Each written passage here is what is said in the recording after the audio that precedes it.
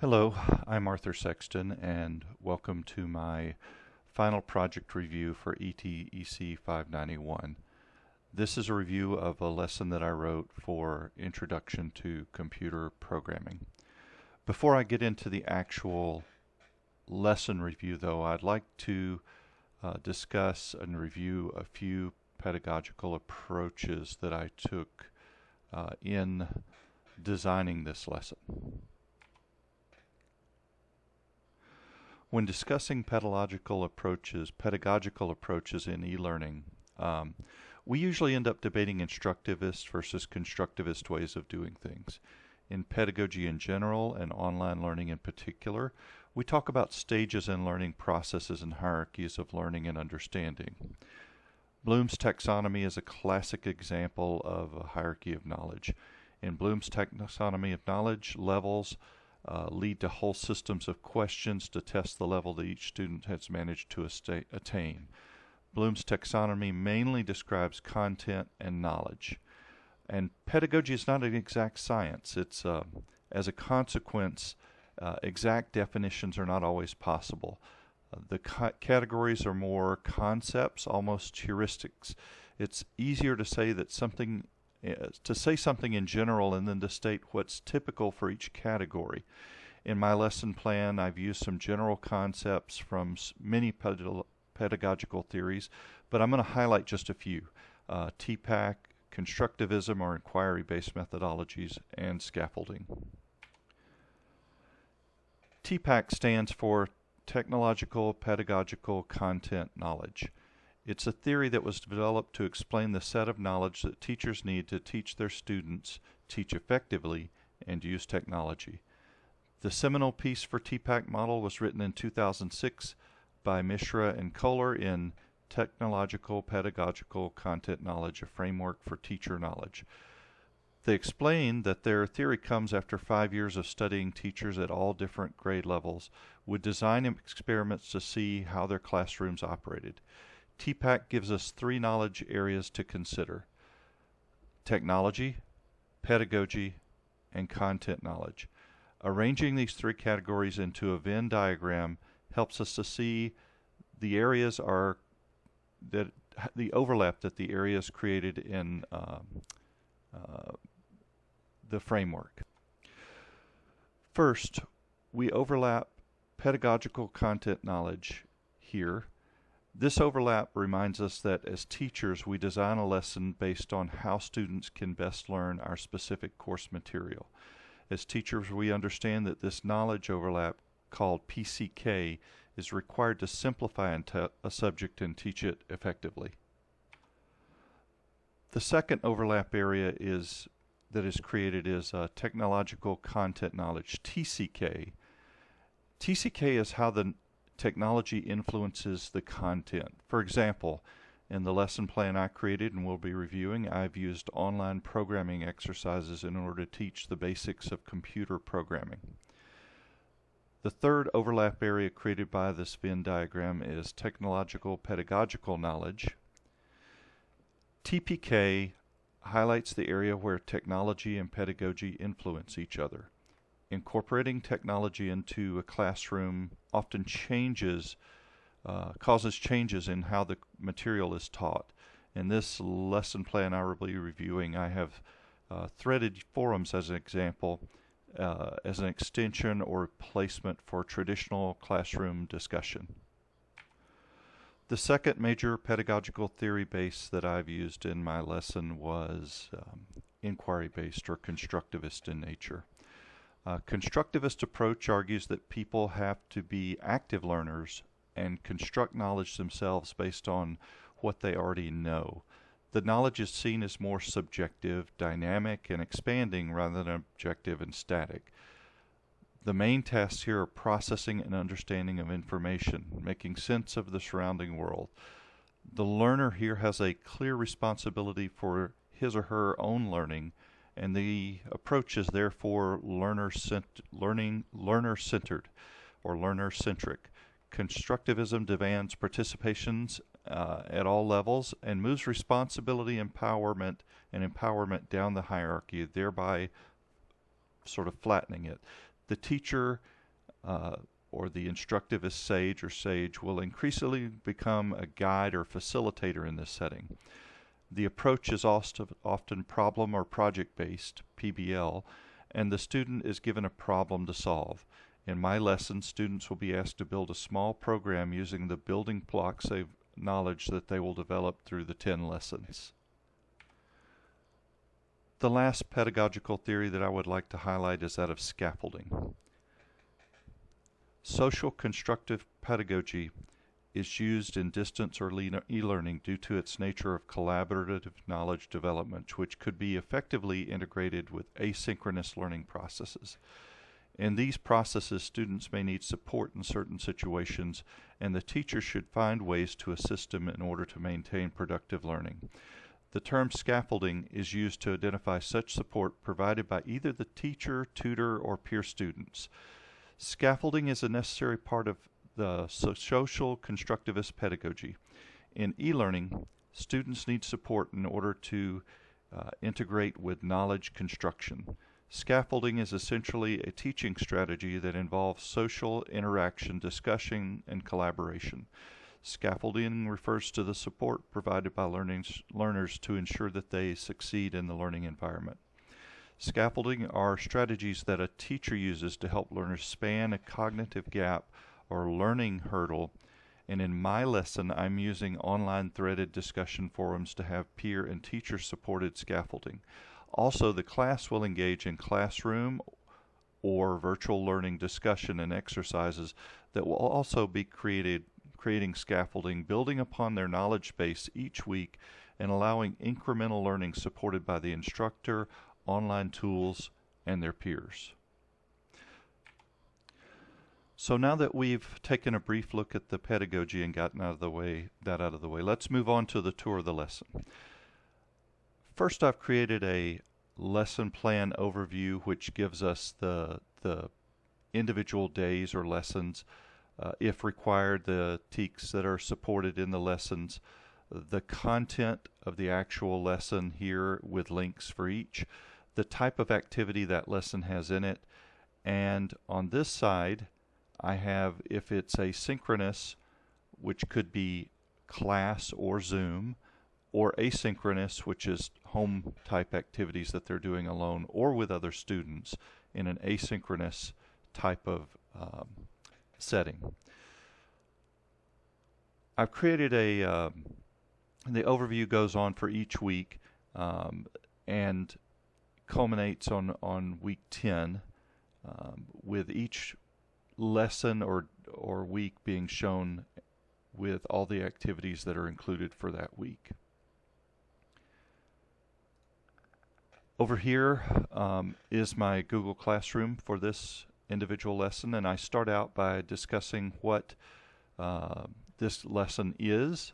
It's an introduction to computer programming built upon a flip model where there are synchronous and asynchronous content along with group activities.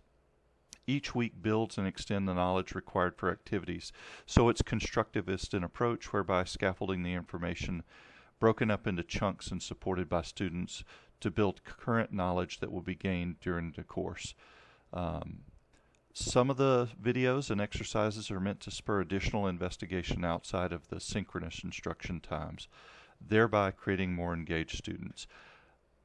I also discuss here the overview of the course content, what we're going to talk about, flow control, identifiers and primitive data types, assignment, expression statements, debugging functions, and the outcomes of the course that are expected. What is the student expected to learn during this course? And in my Google Classroom, I have that same link to the Google Sheets that we saw before, which gives a broad overview of the course. For the course design, I started with the Google Classroom, and I created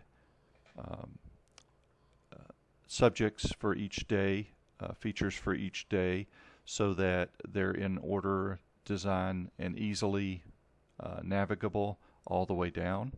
You'll notice that each day has different types of activities that I'm going to be reviewing here. I'm just going to take one day rather than going through all 10 because every day has the same types of activities. You'll notice that each day has about 4 of them, and every day has the same types of activities. So I'm just going to review for purposes of this tour one day of instruction. You'll notice that each day begins with reading videos and programming exercises. What this is the asynchronous over here. If you come up, these are covered in these asynchronous things, exercises, and here.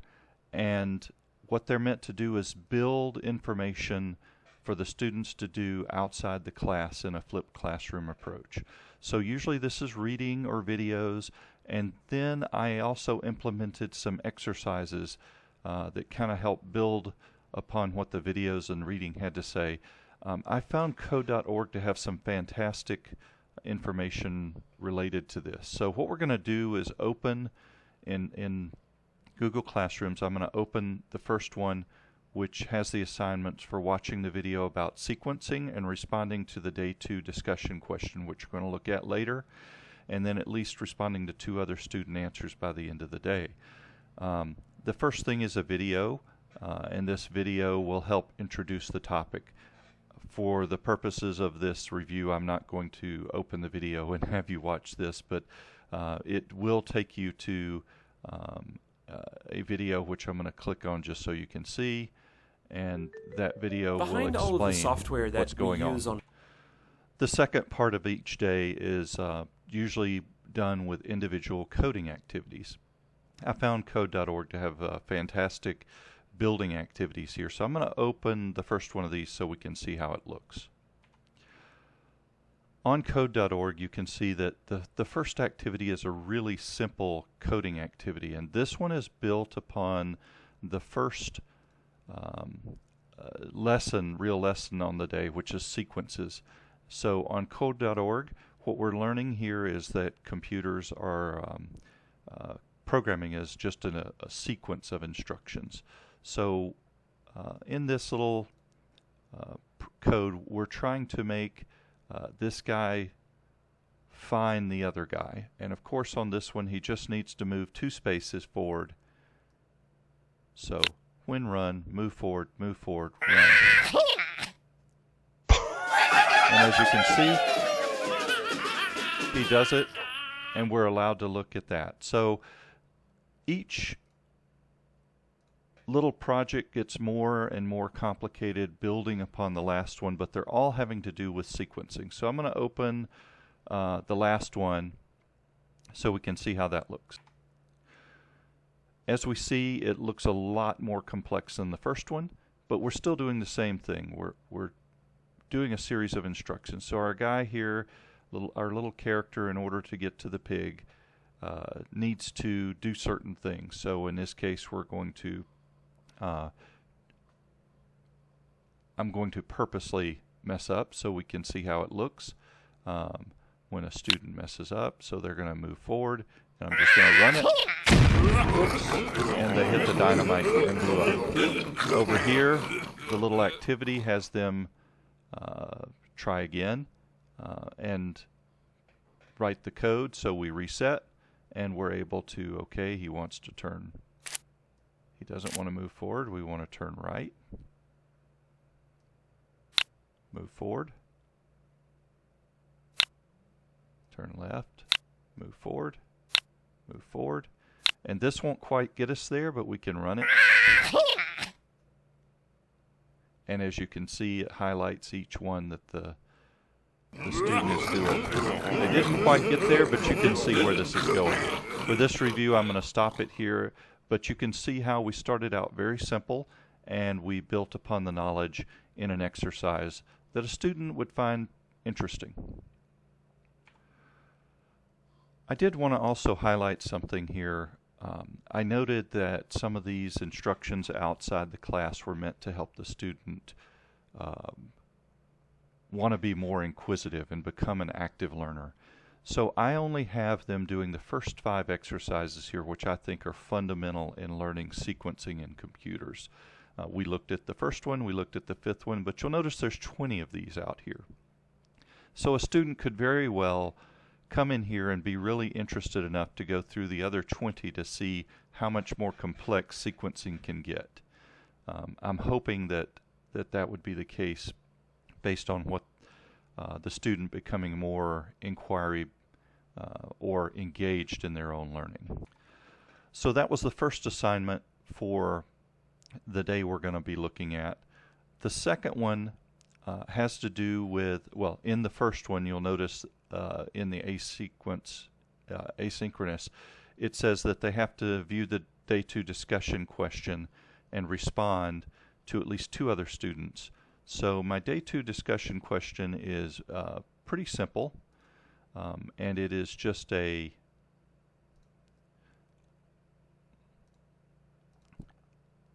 threaded forum, and they view the question, and it is, what is sequencing in programming? And they're able to respond to that here and also add their comments to other students in a threaded discussion format here. And the idea is that students are answering the question to the best of their ability and building upon knowledge. Now, day 2 had a very simple question with a straightforward answer. Later in the course, when you talk about some of the other more advanced concepts, you'll see that the discussion questions get a little more in-depth and thought-provoking. Can you think of some real-life examples of abstraction, reflect on it, and share with another, or have class discussion about it? Brainstorm some examples of abstraction. Here's one to get you started. When you're riding your bike, do you need to know the internal functions of how it works? So this is a discussion prompt that have them to that query students to talk about abstraction. But on day 2, when we're talking about sequencing, it's a very simple topic, so we're just having them explain in their own words what sequencing is and respond to other students. The third class material for just about every day includes synchronous exercises, and these are usually in-class discussion. And in sequencing, what we're doing is talking about a set of activities. So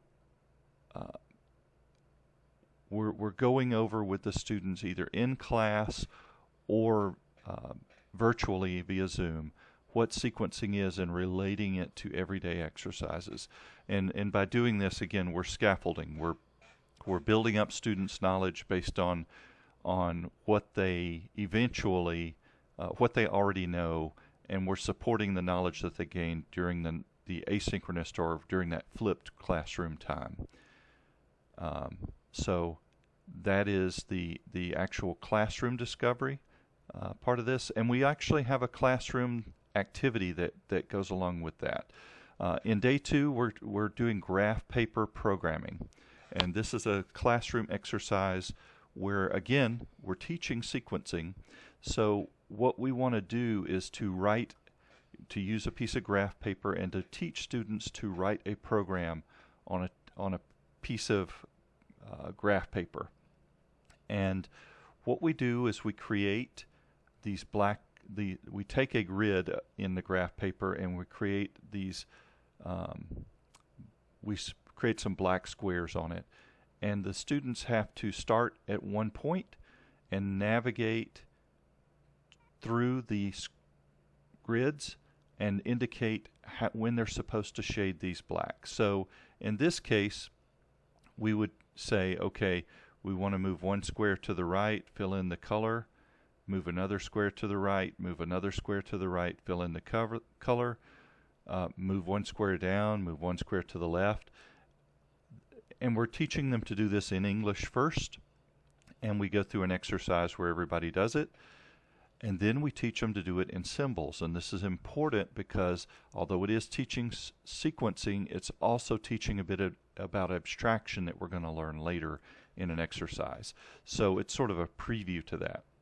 So this is move one to the right, move one to the right, fill in with a color. And we go through and we have students write an actual program using these graph paper programming techniques and using these symbols. They pass it to another student either in classroom or virtually by sending a file, and another student follows their example on graph paper and then shows what they came out with, and hopefully it's what the design that the student A was trying to graph. And in this way they're showing that a program is just a set of instructions that the computer, and the computer in this case is represented by another student, follows. This sort of builds collaboration in the classroom and group activities, thereby going back to that constructivist approach. So every day is built the same way with those 4 basic activities in Google Classroom until we get to the end, where they're supposed to have enough to both create a small program in the class and create and go over on the last day a career discussion about programming. And in this case, we look at programming careers, best languages to learn. We even talk a little bit about salaries and what they can look for, the platform, the skills needed to program in that languages and benefits. And this is to make that program that they wrote in the class and the concepts that they have in that class relate to real-world outside examples. So that is my overview of my Introduction to Computer Programming course, the 10 lessons that I've put together here for the final project of ETEC591. Thank you, and let me know in comments if you have any questions.